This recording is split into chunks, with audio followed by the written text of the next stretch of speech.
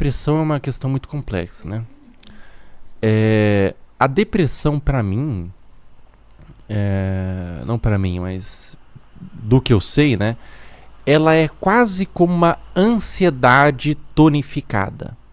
Então, a depressão, na realidade, é uma ansiedade que não conseguiu se desaguar. Eu acho que toda depressão, e posso estar errado, redondamente errado no que eu estou falando, não estou falando com autoridade, estou falando do senso comum, ela vem de uma ansiedade que não conseguiu ser resolvida. E é por isso, inclusive, que os remédios de depressão e ansiedade são os mesmos, tá? Em doses menores. Você trata com o mesmo remédio ansiedade e com o mesmo remédio depressão. Porque a ansiedade e a depressão são problemas químicos, né? De falta de serotonina. É a serotonina que é responsável pela ansiedade e depressão. E quando você está no estado de ansiedade, o seu corpo está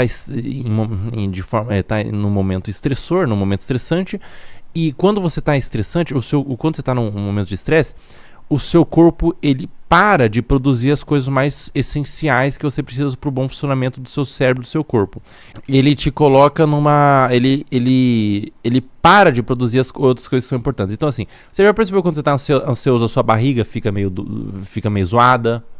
Você fica com o bucho meio zoado quando você está ansioso. Você começa a ter diarreia caganeira quando você está ansioso por alguma coisa. Você começa a não funcionar direito, você não consegue pensar em nada. Isso, por que sua barriga fica zoada? Porque a sua barriga não tá, o seu organismo ele não tá jogando uma energia para digerir a comida ou para o bom funcionamento. Ele tá todo reservado à fuga e sobrevivência.